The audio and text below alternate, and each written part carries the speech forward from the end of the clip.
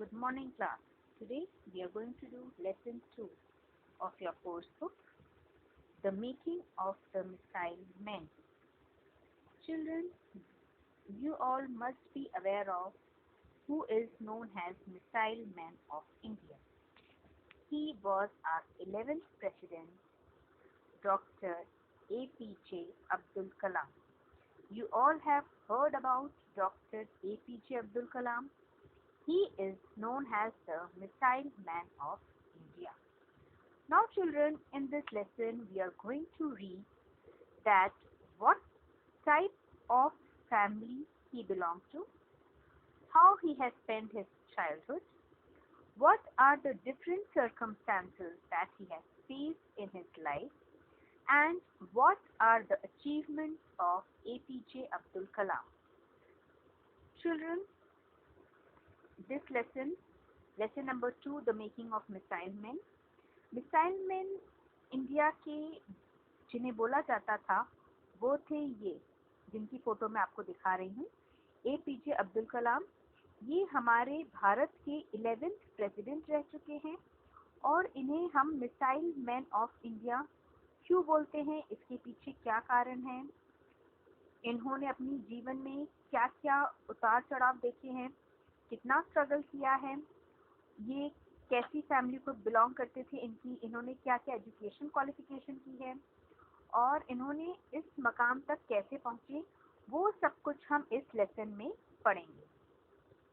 अब हम रीड करते हैं लेसन और समझते हैं कि क्या ये लेसन बोल रहा है। Have you ever heard about the missile men? Have you ever heard about the missile men who had put our country on the map of scientific nations in the world?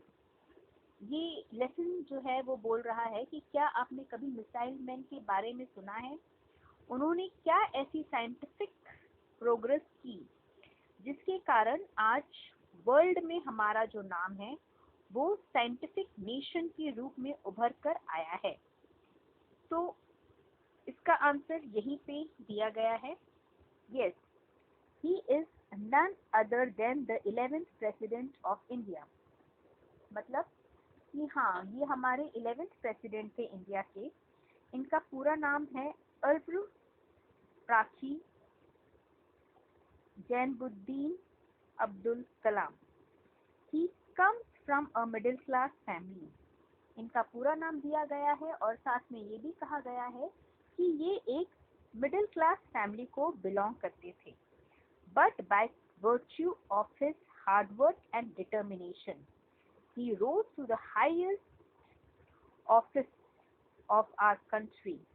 मगर इन्होंने अपनी hard work, determination, dedication के साथ work करते हुए अपने आप को ही नहीं बल्कि पूरे राष्ट्र को एक बहुत ऊंचाई तक पहुंचाई है।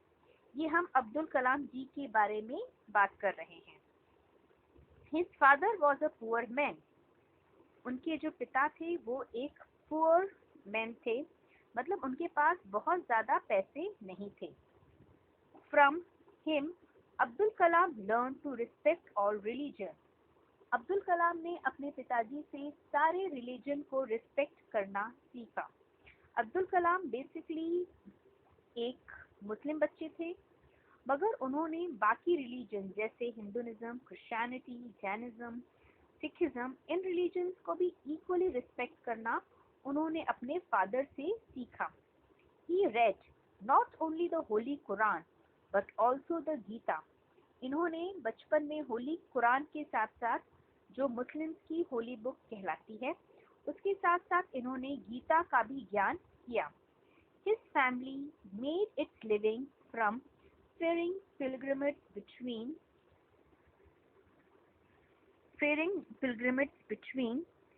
Dashkmundin and Rameshwaram in Tamil Nadu.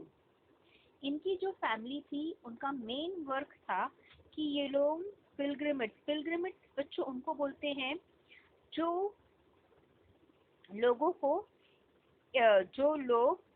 भगवान के दर्शन के लिए तीर्थ स्थानों में जाते हैं। उनको दशकुंडी एंड रामेश्वरम से नाव के द्वारा लेके जाया करते थे। But a devastating cyclone destroyed their boat।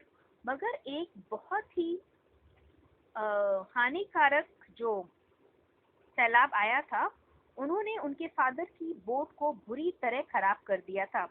As a result, the family lost its only source of livelihood।